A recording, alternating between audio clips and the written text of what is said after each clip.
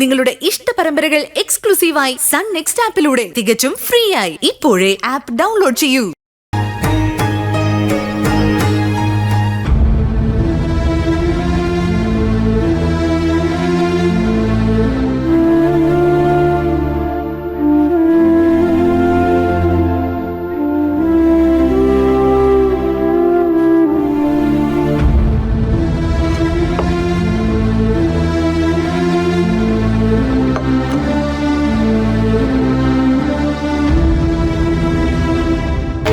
ഉറങ്ങിയെന്ന് തോന്നുന്നു.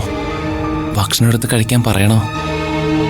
വേണ്ട, എഴുന്നേക്കുമ്പം കാണുമല്ലോ, അന്നേരം എടുത്ത് കഴിച്ചോളൂ.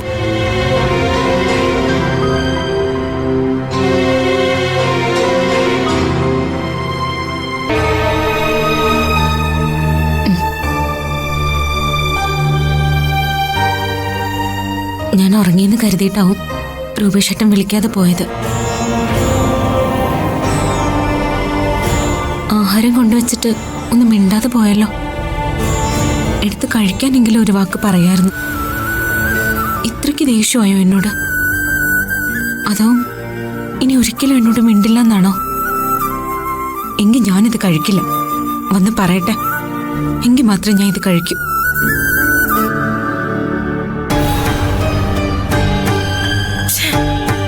അവൻ്റെ ഒരു സോറി.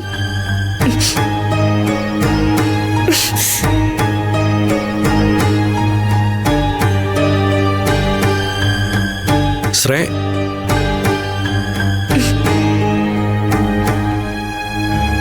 നീ എന്തിനാ എന്നോട് ഇങ്ങനെ ദേഷ്യപ്പെടുന്നേ? ഞാൻ എന്ത് ചെയ്തിട്ടാ? എന്റെ മെസ്സേജ് നീ കണ്ടില്ലേ? പിന്നെ മെസ്സേജ്, ഒരു മെസ്സേജ് അയച്ചാ എല്ലാം ആയെന്നാണോ നീ കരുതുന്നേ? നീ എന്താ ചെയ്തെന്ന് എനിക്കറിയില്ലേ? അവൾ എന്തിനാ എപ്പോഴും നിന്റെ പിന്നാലെ നടക്കുന്നേ? നിന്നെ തട്ടാനും മുട്ടാനും നിന്റെ മേലേക്ക് വീഴാനും അവൾ നിന്റെ ആരാ? സ്കൂട്ടർ സ്റ്റാർട്ടാക്കി കൊടുക്കാൻ മുമ്പ് അവിടെ നിന്ന് വീഴുന്നു, അത് കഴിഞ്ഞ് മുറിയുടെ വാതിൽക്കൽ വന്ന് കൂട്ടിയിടിക്കുന്നു, വീഴാതിരിക്കുന്ന നീ അവളെ കെട്ടിപ്പിടിക്കുന്നു, കിട്ടിയ ചാൻസിന് അവളെ നിന്റെ കൈ കിടന്ന് സുഖിക്കുന്നു. അവൾക്ക് നിന്നോട് പ്രേമമാണോടാ? എനിക്കെങ്ങനെ അറിയാം? ഇതൊന്നും ഞാൻ മനഃപൂർവ്വം ചെയ്തതല്ല. അവൾ എന്റെ നെഞ്ചത്തോട്ട് കയറാൻ വരുന്നതിന് ഞാൻ എന്ത് ചെയ്യാനാ? സ്കൂട്ടർ സ്റ്റാർട്ടായി കൊടുക്കാൻ പറഞ്ഞു. ഞാൻ അതിന് സഹായിച്ചപ്പോ അതെന്റെ കയ്യിൽ നിന്ന് പോയി. അവൾ എന്റെ മേലേക്ക് നെഞ്ചും തല്ലി വീണു. ആ സമയത്ത് എന്റെ ചെവിയിലിരുന്ന ഏർപ്പോട് അവളുടെ കൈ കിട്ടി. അത് കൊണ്ടുതരാൻ അവള് പിന്നെ വന്നത്. കഷ്ടകാലത്തിന് ആ സമയത്ത് ഞാൻ മുറിയുടെ പുറത്തേക്ക് ഇറങ്ങി അവളുമായിട്ട് കൂട്ടിയിടിച്ചു. അതിന് നീ അവളെ കെട്ടിപ്പിടിക്കണമായിരുന്നോ? എന്തായിരുന്നു രണ്ടുപേരുടെ അഭിനയം? ശ്രേയ, ഞാൻ മനഃപൂർവ്വം കെട്ടിപ്പിടിച്ചൊന്നുമല്ല. ഒരാള് വീഴാൻ പോകുമ്പോ നമ്മൾ അറിയാതെ അയാളെ പിടിക്കാനുള്ള ടെൻഡൻസി ഉണ്ടാവില്ലേ? അതുപോലെ ഒന്ന് പിടിച്ചു പോയതാ, അല്ലാതെ നീ പറയുന്ന പോലെ ഒന്നുമില്ല. നിനക്കറിയാത്തല്ലോ അവളെ. ഈ വീട്ടിൽ നമ്മുടെ കൂടെ തന്നെ വളർന്നവളല്ലേ അവളും. അവളുടെ സ്വഭാവം എന്നേക്കാൾ കൂടുതൽ നിനക്കറിയാലോ. എന്നിട്ട് നീ എന്തിനാ ഇങ്ങനെ ദേഷ്യപ്പെടുന്നേ? ഞാൻ ദേഷ്യപ്പെടും. അവളെന്നല്ല, ഏത് പെണ്ണ് നിന്റെ തലേ കയറാൻ വന്നാലും ഞാൻ ദേഷ്യപ്പെടും. അല്ലെങ്കിലും പണ്ടേ അവൾക്ക് നിന്റെ മേലെ ഒരു കണ്ണുണ്ടെന്ന് എനിക്കറിയാം. ഏയ് അങ്ങനെ. അതിനെങ്ങാനും കൂട്ടു നിന്ന എന്റെ പൊന്നു മോനെ, അതോടെ നിന്റെ കാര്യം തീർന്നു.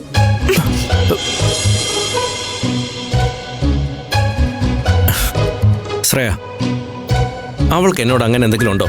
എനിക്ക് തോന്നിയിട്ടില്ല. എന്നാ എനിക്ക് തോന്നിയിട്ടുണ്ട്. ഒരു പെണ്ണിന്റെ നോട്ടത്തിന്റെ അർത്ഥം മനസ്സിലാക്കാനേ വേറൊരു പെണ്ണിന് മാത്രമേ പറ്റൂ. ദേ, ഒരു കാര്യം ഞാൻ പറഞ്ഞേക്കാം.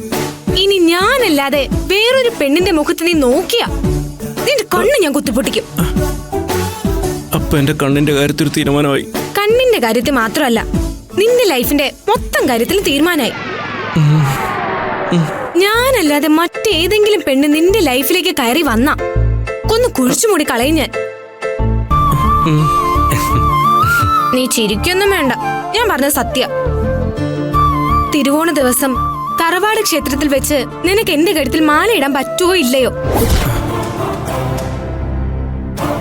എന്താണ് നീ ഉണ്ടക്കണ്ണും വീഴ്ച നോക്കുന്നേ?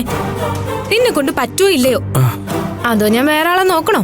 പിന്നെ 100 വട്ടം സമ്മതം. ഇനി വാക്ക് മാറ്റിയ എന്നെ കൊന്ന് കുഴിച്ചു മൂടുന്നല്ലേ? ഇനി വീണയുടെ 7 അയലത്തെന്നല്ല, അവള് നിൽക്കുന്ന പഞ്ചായത്തിൽ പോലും ഞാൻ പോകത്തില്ല. പോരെ? വേണമെങ്കിൽ ഈ രാജ്യം തന്നെ വിട്ടുപോ. പക്ഷെ പോകുമ്പോ എന്റെ രാജ്ഞി നിന്നെ കൊണ്ടേ ഞാൻ പോവും. ഏയ്.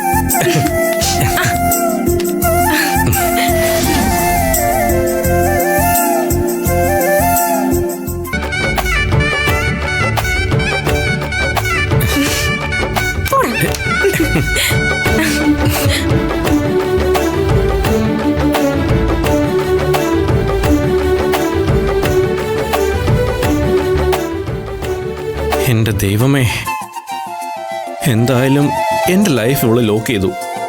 ഇവളുടെ കയ്യിൽ നിന്ന് രക്ഷപ്പെടാൻ എനിക്കിനി ഈ ജന്മത്ത് പറ്റത്തില്ല. ഇനി ഞാൻ വേറെ ഏതെങ്കിലും ഒരു പെണ്ണിനോട് മിണ്ടിയ എന്റെ ചങ്കിലെ ചോരയെടുത്ത് അവള് കട്ടൻ ചായ ഇട്ട് കുടിക്കും.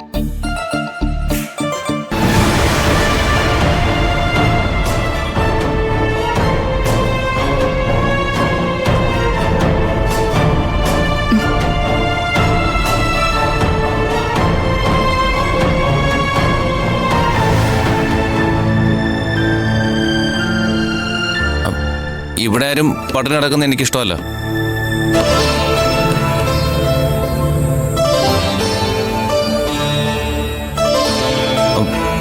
ആഹാരത്തിനോട് എന്തിനാ ശത്രുത കാണിക്കുന്നു? ആഹാരം കഴിക്കാതിരിക്കുന്നതും ദൈവം തന്നെയാ. ഞാൻ പറഞ്ഞൊന്നും കേട്ടില്ല എന്നുണ്ടോ? ആർക്ക് കഴിക്കാനാ ഭക്ഷണം കൊണ്ടുവച്ചെന്ന് എന്നോട് പറഞ്ഞില്ലല്ലോ. ആ ഭക്ഷണം തനിക്കുണ്ടോന്ന് വെച്ചതാ.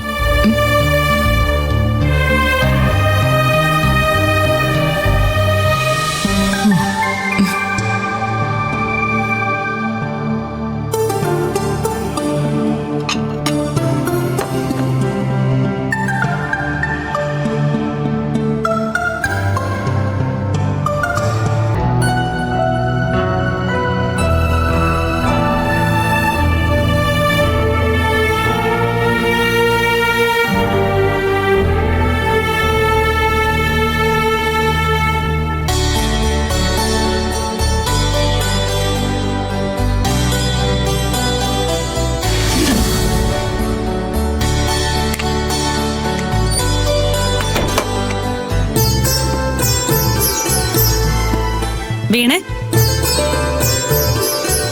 എടി വീണേ, നീ ആരെക്കുറിച്ചാ ഓർക്കുന്നേ? നിഖിലിനെയാണോ? ഒന്ന് പോടി അവിടുന്ന്. ഞാൻ അവനെ കുറിച്ചൊന്നും അല്ല ഓർത്തത്. പക്ഷേ അവനെ കുറിച്ച് എന്താ നിന്റെ അഭിപ്രായം?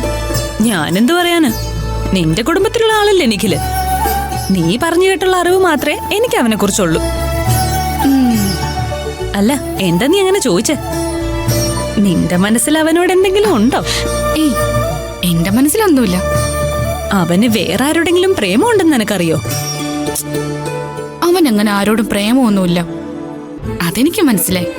നിനക്കെങ്ങനെ അത് മനസ്സിലായി? അവൻ നിന്നോട് എന്തെങ്കിലും പറഞ്ഞോ? അതൊക്കെ നമുക്ക് മനസ്സിലാകും മോളെ. അവൻ ആരോടും ഒരു പ്രേമവും ഇല്ല.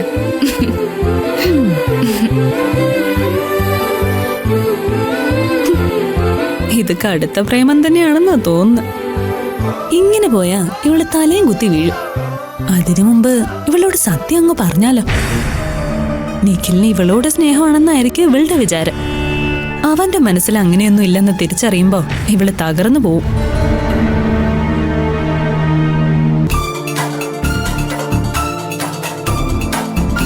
നിഖിലും വീണയും തമ്മിലുള്ള ബന്ധം ഡീപ്പാവാതെ നോക്കണം.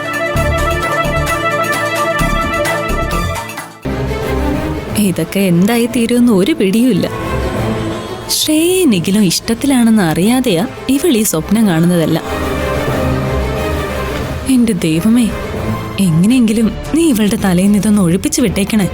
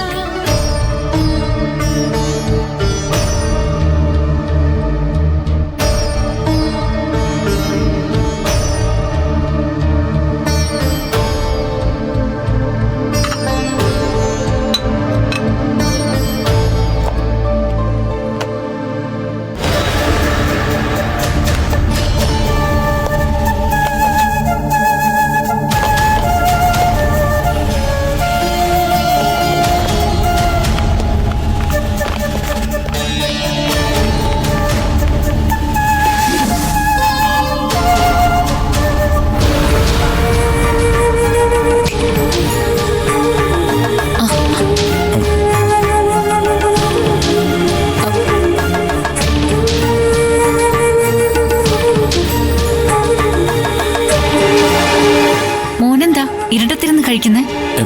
ഇരുട്ടത്തല്ലല്ലോ, ചെറിയ വെളിച്ചം ഉണ്ടായിരുന്നു. 3 നേരത്തെ ഭക്ഷണം കഴിച്ചില്ലല്ലേ? ഇല്ല, അന്നേരം വിശപ്പില്ലായിരുന്നു. അപ്പച്ചിക്ക് കാര്യം മനസ്സിലായി. അപ്പച്ചി എന്തിനാ ഇങ്ങോട്ട് വന്ന? വെള്ളം കുടിക്കാൻ. വെള്ളം കുടിച്ചിട്ട് അപ്പച്ചി പോയി കിടന്ന് ഉറങ്ങിക്കോ. എനിക്കൊന്നും സംസാരിക്കാനില്ല. അങ്ങനെ പറയല്ലേ മോനെ. ആരോട് പിണങ്ങിയാലും മോൻ ദർശനയോട് പിണങ്ങരുത്. എനിക്കാരോടും പിണക്കൊന്നുമില്ല. കറി ഒഴിച്ചു തരട്ടെ മോനെ? വേണ്ട, കൈയടിച്ച് വീണെന്റെ ക്ഷീണം ഇതുവരെ മാറിയില്ലല്ലോ. ഞാൻ ചെയ്തോളാം.